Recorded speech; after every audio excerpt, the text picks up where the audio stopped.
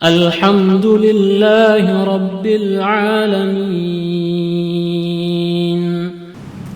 السلام عليكم ورحمة الله وبركاته.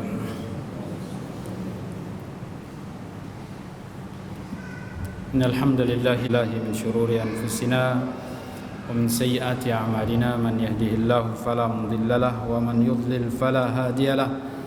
أشهد أن لا إله إلا الله وحده لا شريك له، وأشهد أن محمدا عبده ورسوله صلى الله عليه وعلى آله وصحبه وسلم. Segala puji hanya milik Allah. Kita panjatkan syukur kita pada Allah. Pada kesempatan malam hari ini kembali kita melanjutkan kajian kita, pembahasan kitab Riyadhus Shalihin karya Al-Imam Abu Zakaria Yahya bin Sharaf An-Nawawi rahimahullahu ta'ala. Pembahasan kita pada malam hari ini masih melanjutkan atau masih berbicara tentang al-mujahadah, bersungguh-sungguh untuk menjalankan dan beribadah kepada Allah. Dan kita masih berada pada hadis yang terakhir di bab ini, hadis nomor 17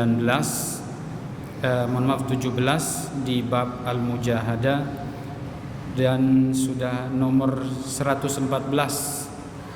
Di hadis nomor 114, hadis yang sangat luar biasa, berbicara tentang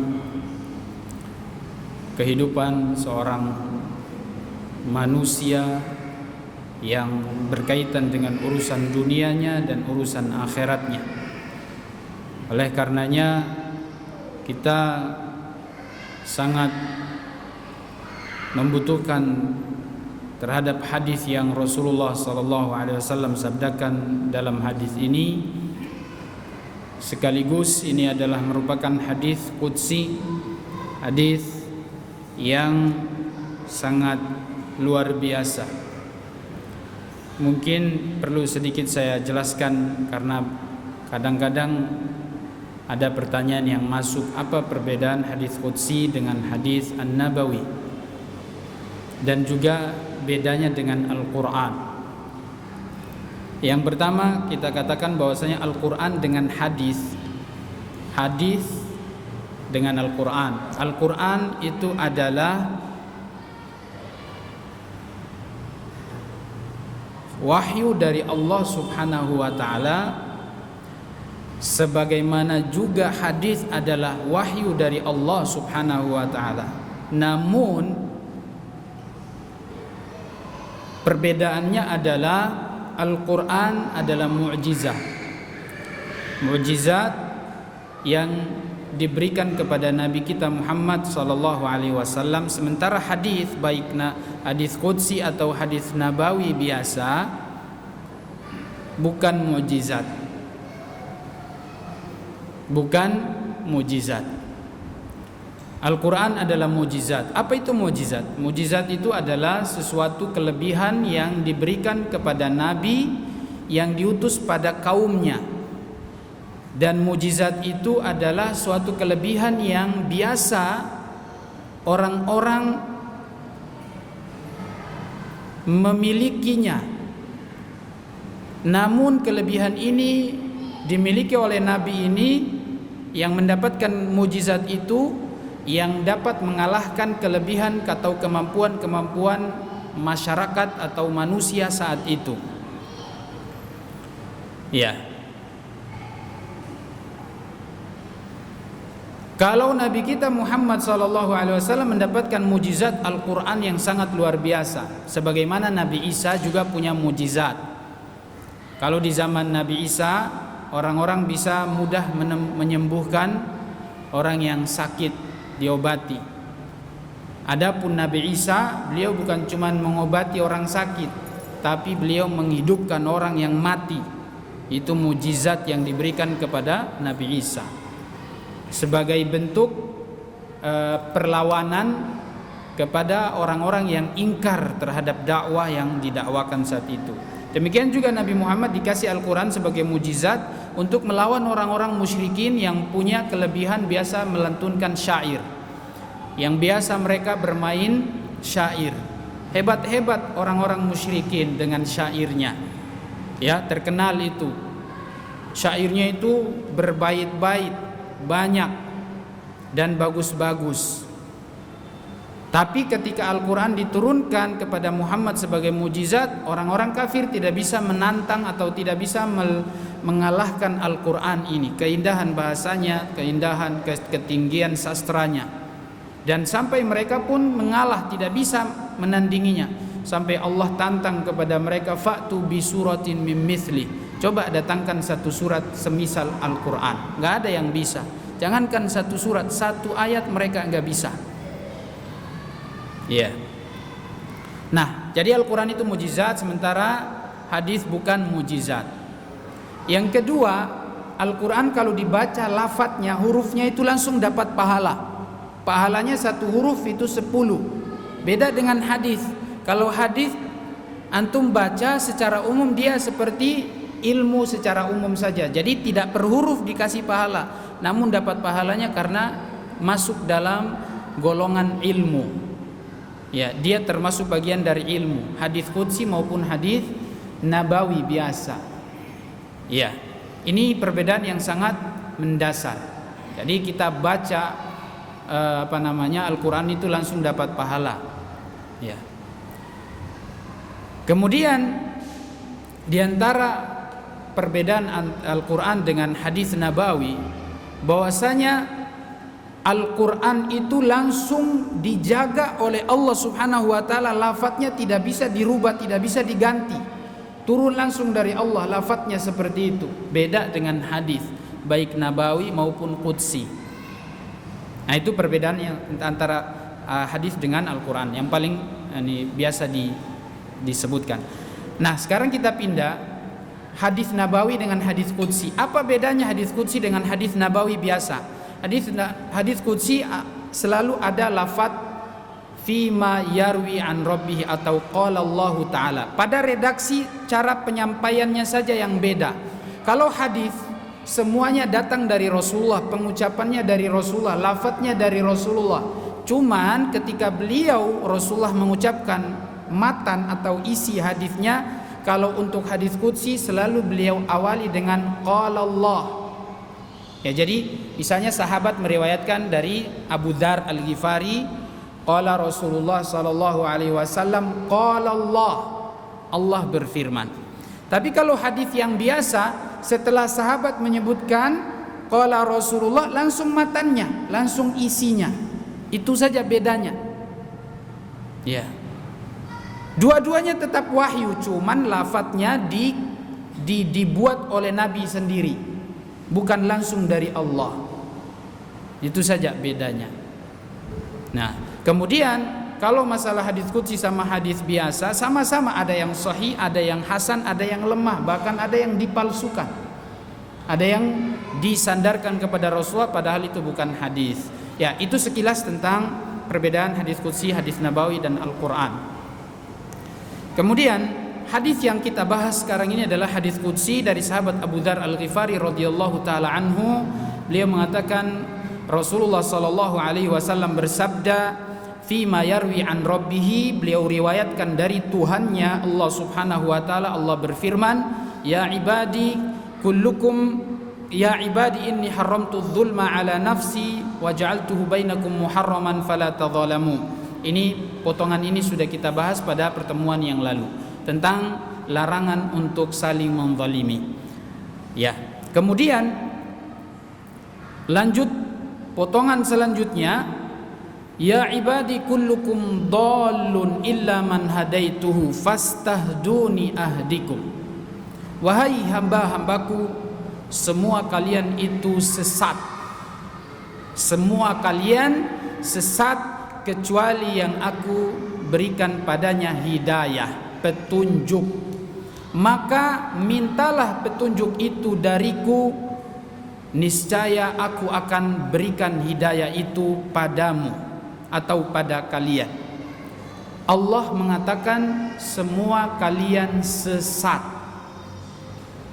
Berarti kita ini hukum asalnya sesat semua. Kapan tidak sesat? Ketika kita mau belajar ilmu agama. Orang Nasara Allah sebutkan dalam Al-Quran surat Al-Fatihah, ghairil maghdubi alaihim waladdallin. Kami memohon kepada Engkau, tunjukilah kami jalan yang lurus, jalannya orang-orang yang Engkau beri nikmat, para nabi, para rasul, orang-orang soleh, orang mujahidin, orang soleh, ya, orang bertakwa. Bukan jalannya orang-orang yang Engkau murkai, yaitu orang Yahudi, dan bukan pula jalan orang-orang yang Engkau sesatkan, yaitu atau yang tersesatkan, yaitu orang Nasara. Kenapa mereka dikatakan sesat atau tersesat? Karena mereka beribadah tanpa ilmu. Tanpa apa? Ilmu. Berarti kita kalau tidak belajar, tidak diawali dengan ilmu, maka kita semua ini sesat. Dikatakan apa? Sesat. Semua kalian sesat. Kesesatan itu penyebabnya adalah diantaranya jahil, kebodohan. Kejahilan dengan terhadap agama ini penyebab sesat. Maka mau tidak mau kita harus belajar. Kita harus menuntut agama ini. Ilmu tidak datang kepada kita langsung masuk ke dalam hati kita tanpa ada usaha. Kata Al-Imam Malik, al-ilmu yu'ta wala ya'ti. Ilmu itu didatangi, bukan dia datang ke kita. Ilmu apa? Didatangi. Ya. Anda harus usaha.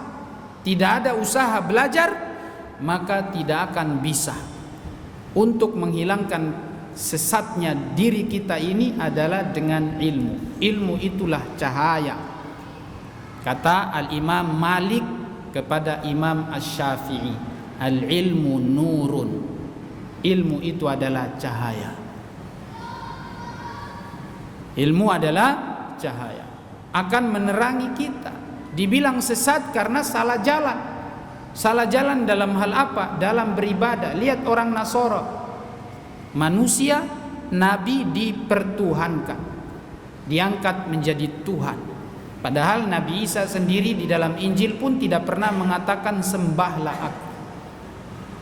Ya, dalam Injil tidak ada disebutkan sembahlah aku, tidak. Kalau dia sebut sebagai penolong, iya. Sama dengan Nabi Muhammad sebagai penolong buat kita, dia sebagai sebab menolong kita, memberi hidayah.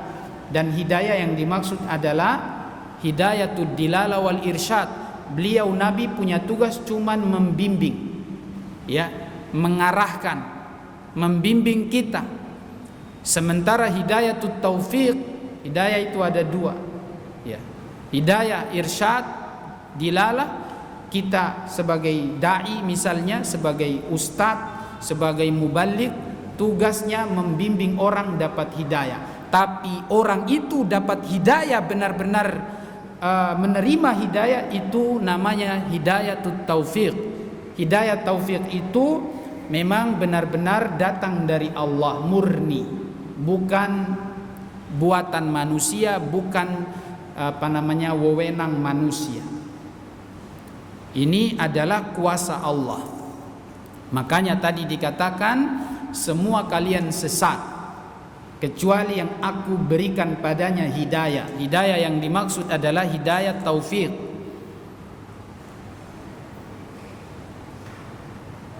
Hidayah apa?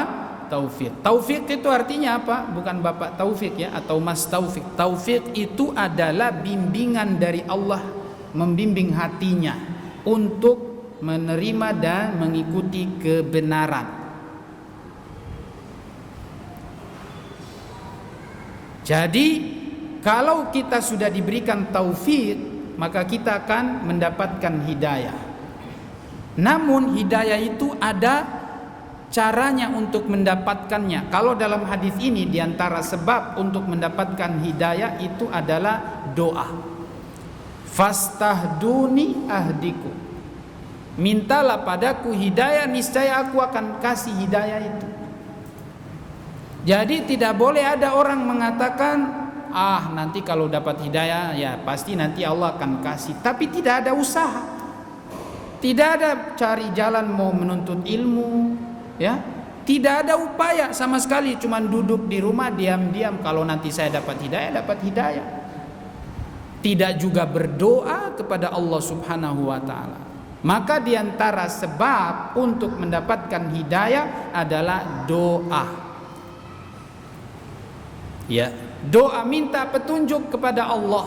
Doa yang diajarkan oleh Nabi SAW untuk minta hidayah itu ada. Bisa pakai doa yang diajarkan Nabi, bisa juga antum pakai bahasa antum sendiri. Dalam doa Rasulullah ajarkan, Allahumma inni as'alukal huda wat tuqa wal afafa wal ghina. Ya Allah, aku minta padamu hidayah, ketakwaan, al-afaf, kesucian diri, wal ghina, kekayaan. Pertama diawali dengan apa? Hidayah. Ketakwaan, kesucian jiwa, tidak minta-minta, tidak merendah, ya. Kemudian ghina, ya Allah kayakan saya. Jadi hidayah harus diminta. Minta tolong kepada Allah karena ini kuasa Allah. Bisa jadi dengan doa antum baru dapat hidayah. Walaupun mungkin antum sudah cari ilmu kok masih belum dapat hidayahnya. Anda tahu, bisa tahu, belajar bisa. Antum mungkin belajar di pesantren, mungkin kuliahnya juga ini, tapi kalau belum ada hidayah belum bisa. Maka yang harus antum lakukan adalah doa, jangan lupa minta sama Allah Subhanahu wa taala. Ya. Ini diantara sebab hidayah itu banyak. Ya, sebab hidayah itu banyak. Di antaranya ini disebutkan dalam hadis, langsung doa ini. Minta sama Allah Subhanahu wa taala. Jadi tidak boleh orang pasrah sama hidayah. Ini keliru. Harus ada usaha. Berdoa kepada Allah Subhanahu wa taala. Di antara sebab-sebab hidayah juga adalah apa? Tadi cari ilmu. Ya, belajar ilmu agama dulu.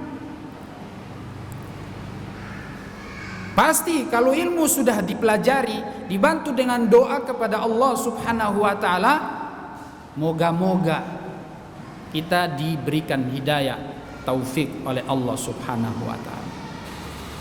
Karena ada orang pintar, orang hebat tidak dapat hidayah. Ya. Antum kira Abu Thalib itu tidak pandai itu? Ya, pintar dia. Hebat, tokoh besar.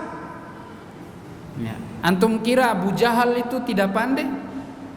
Ya, dia pintar sebenarnya. Gara-gara dia tolak kebenaran Muhammad sallallahu alaihi wasallam, dia dibilang Abu Jahal.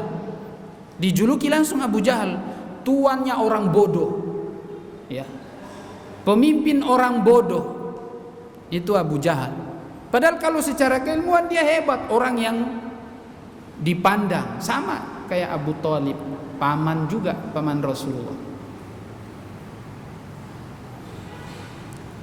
Mereka pintar, tapi tidak ada hidayah bagi mereka, karena mereka juga tidak berharap meminta kepada Allah hidayah. Ya, banyak orang yang tersesat padahal dia pintar. Ada seorang ulama ahli bahasa, namanya itu Al-Imam Al-Jahidh. Dia ini hebat dalam bidang bahasa, bahasanya bahasa Arab, ya, hebat. Jadi rujukannya para ulama di zaman beliau juga. Untuk bahasa dia paling hebat sudah tuh. Tapi ternyata dia tersesat, fahamnya adalah faham Mu'tazilah. Dikatakan dia mati tidak beriman kepada Allah dalam keadaan kufur pada Allah Subhanahu wa taala. Itu orang pintar itu. Makanya memang ilmu bisa saja dia tahu, tapi hidayah, taufik, ya, bimbingan langsung dari Allah itu kalau tidak diminta, ya bisa jadi walaupun sudah berilmu tidak dapat hidayah. Jadi kita berusaha untuk melakukan semua sebab-sebab mendapatkan hidayah. Satu tadi apa? Di antaranya doa. Jangan lupa doa. Antum walaupun sudah belajar jangan lupa doa. Ya, ini menunjukkan bagaimana kuatnya tauhid kita kepada Allah, bahwa segala sesuatu itu kita butuh pertolongan dari Allah. Ya. Dua tadi apa? Ilmu. Kita belajar. Kalau enggak sama kayak orang Nasoro, ya, jahil aja terus. Jahil kok dipelihara, bodoh kok dijaga, dimakmurkan. Ini tidak boleh. Tapi yang anehnya ada orang bodoh, orang jahil tapi dia bangga kayak seperti dia berilmu. Maka kita kalau memang belum pernah belajar, mohon maaf ya, belum pernah belajar agama, jangan sok pintar. Jangan sok pede. Ya. Kalau enggak itu bahaya. Ketika sok pede, sok pintar, muncullah sifat berikutnya apa? Sombong. Nah, di antara sebab orang tidak dapat hidayah itu sombong. Maka kalau mau dapat hidayah, sebab yang ketiga mau dapat hidayah apa? Syarhus sadr, kata para ulama, lapangnya dada hati kita untuk menerima kebenaran, agar menolak sifat sombong. Karena sombong itu adalah batarul haq wa ghamtun nas, ya, menolak kebenaran dan merendahkan orang lain. Itu sombong.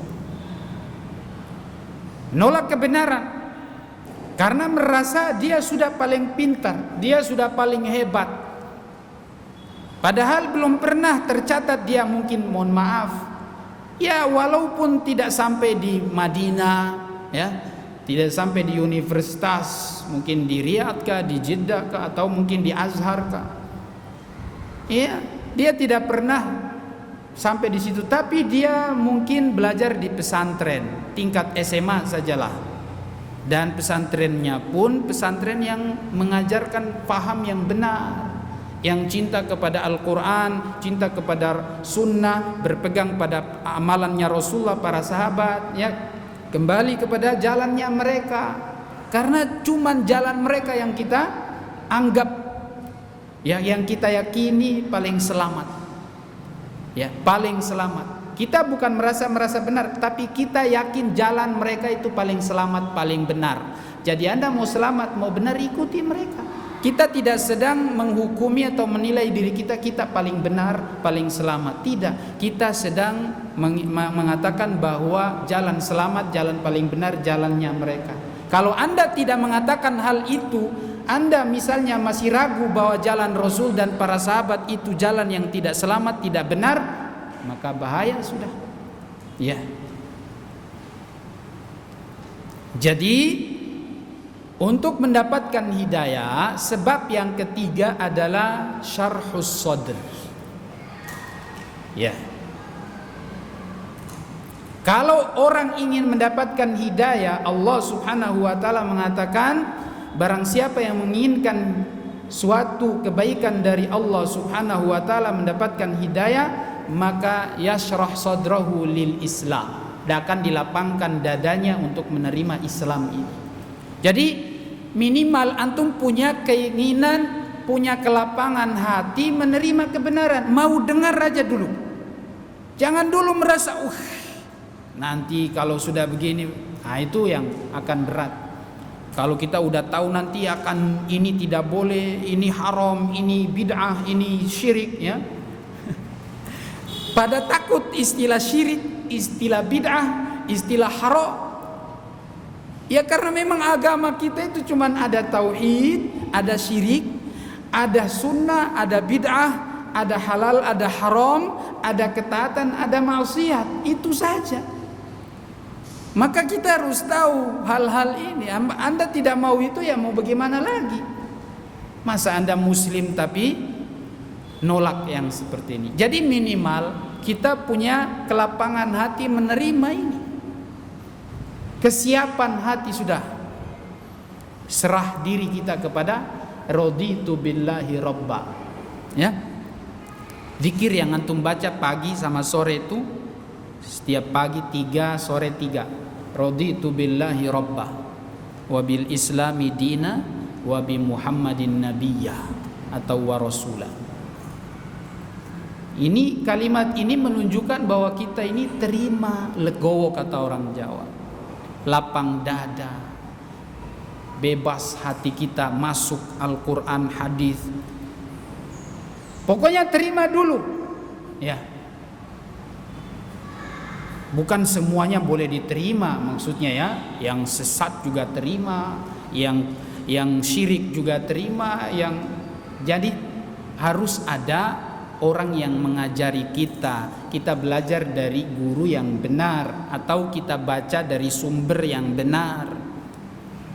Ya. Itu maksudnya. Jadi kita buka hati kita. Jangan tutup diri kita ini.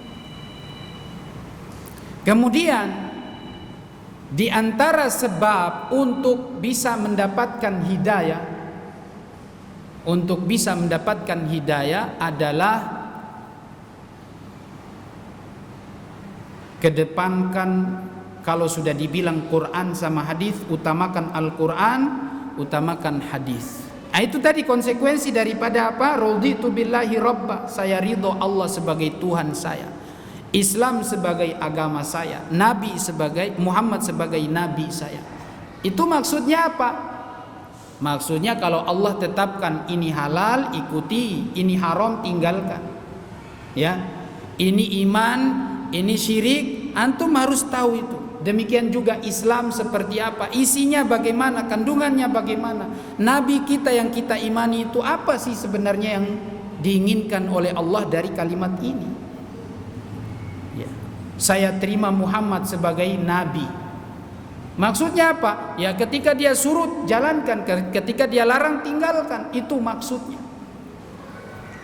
Ya jadi diantara sebab kita dapat hidayah adalah apa?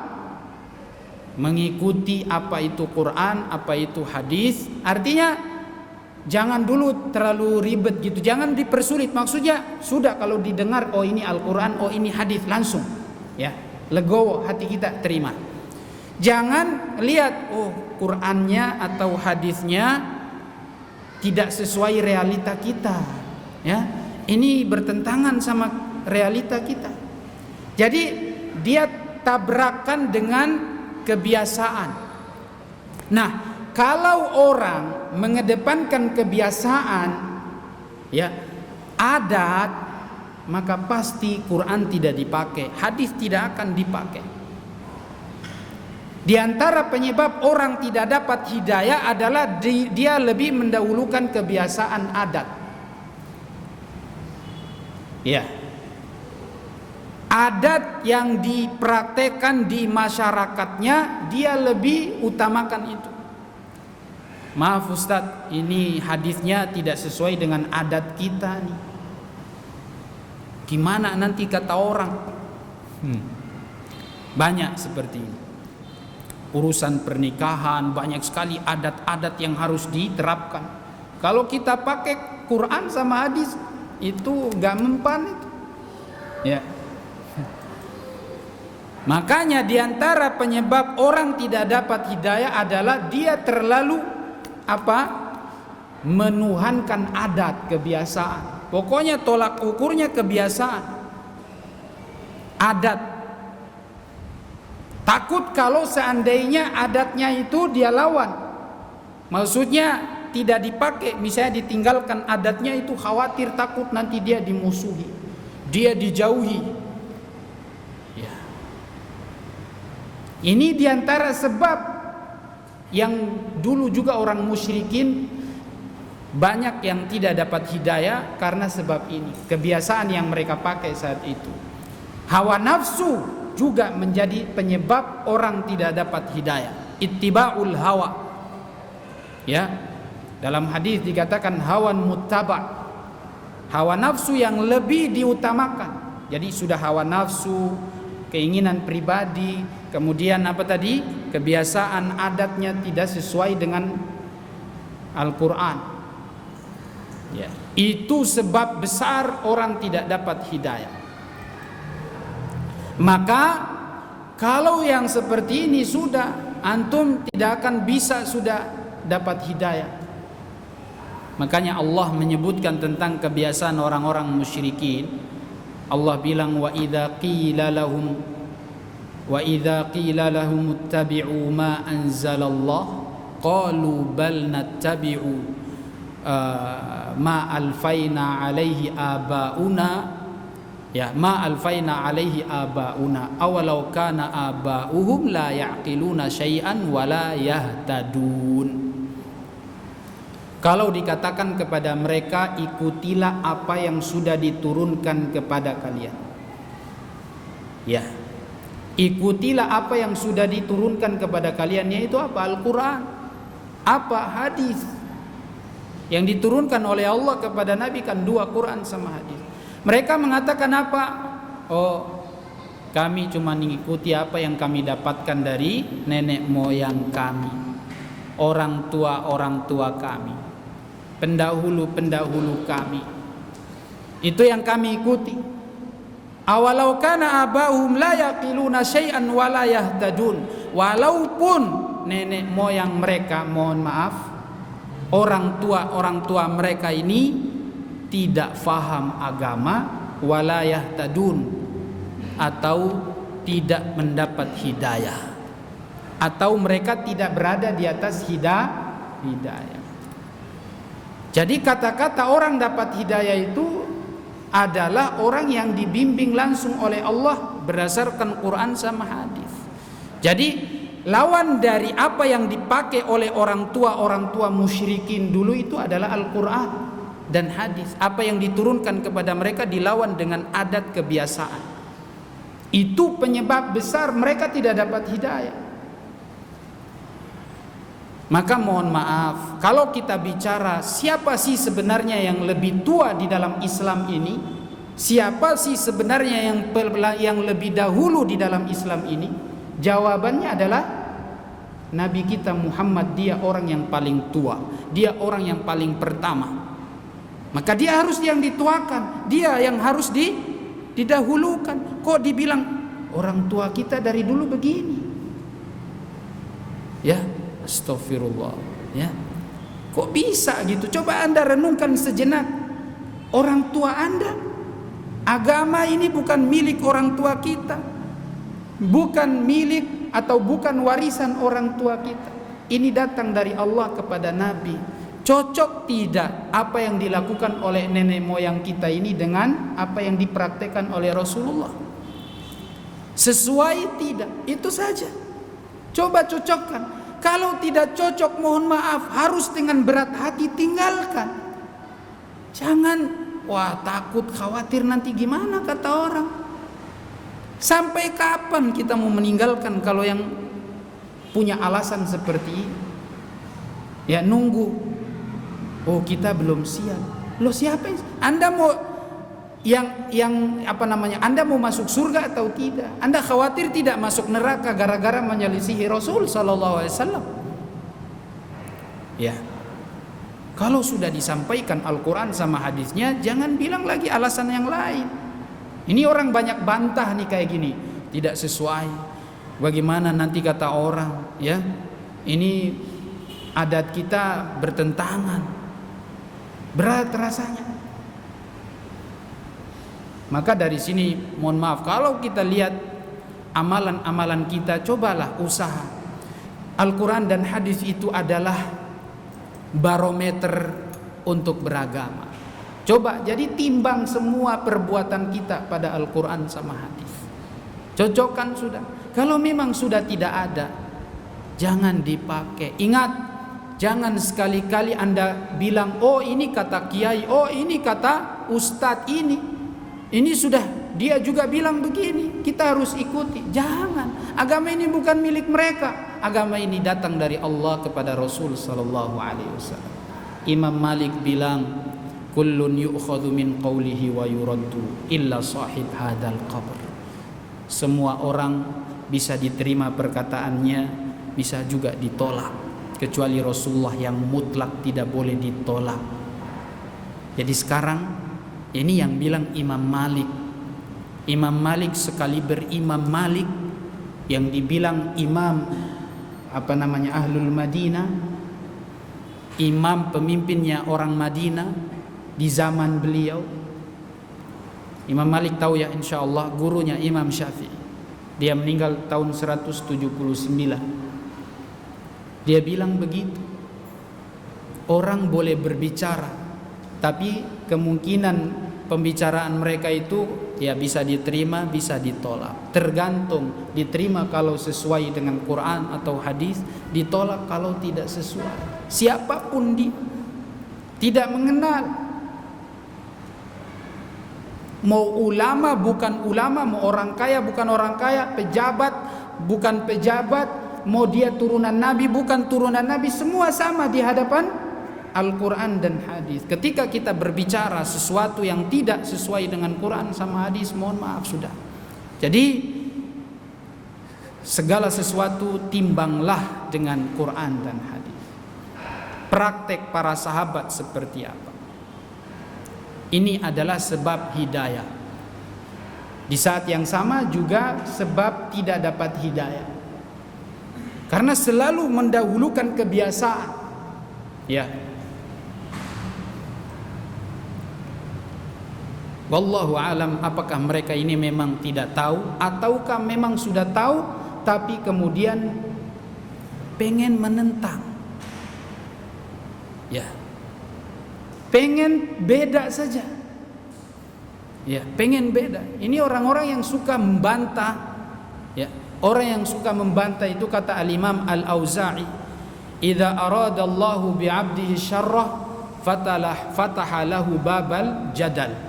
Kalau Allah menginginkan seseorang atau Allah menginginkan untuk seseorang keburukan, akan dibukakan pintu suka debat, suka bantah. Kata Al-Imam Al-Auza'i, seorang ulama tabi'in, ulama muridnya tabi'in, namanya Amr bin Muhammad Abu Amr Al-Auza'i, ulama Syam yang meninggal tahun 157 Hijriah. Ya, beliau bilang begitu. Kalau Allah menginginkan pada orang itu keburukan, dia akan dibukakan jalan untuk suka membantah. Jadi suka membantah sedikit amal. Jadi tidak mau beramal. Amal yang dimaksud adalah amalan yang sesuai dengan Quran dan hadis. Jadi akhirnya amal yang dimaksud oleh Al-Imam Al-Auza'i ini tidak ada bagi orang ini. Maunya cuma debat saja, bantah. Akhirnya tidak mengikuti amalan yang diajarkan Rasulullah SAW.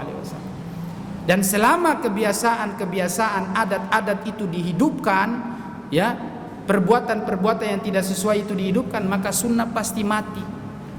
Sunnah tidak akan hidup. Ajaran Rasulullah tidak akan hidup.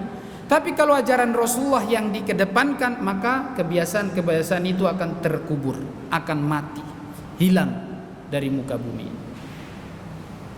Ya.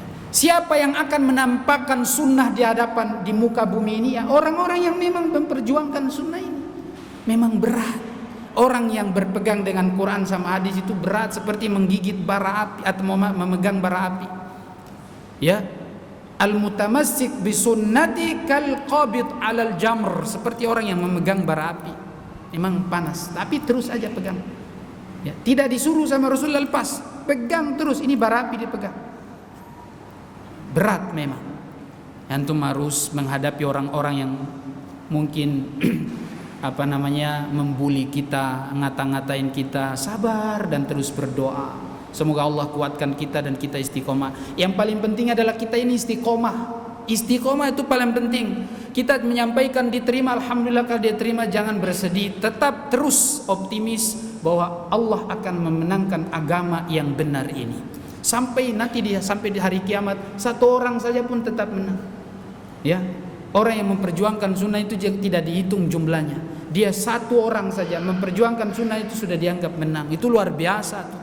Menang dia itu. Ya.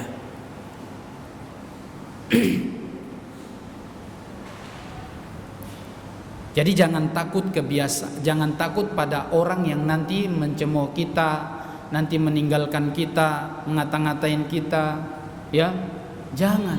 Tetap kita amalkan dan tetap berakhlak mulia, bermuamalah dengan manusia biasa. Tampakkan bahwa kita ini benar-benar mengikuti sunnah Rasulullah, ajaran akidahnya, ajaran ibadahnya, ajaran akhlaknya, adabnya, semua kita ambil dari Rasul sallallahu alaihi wasallam.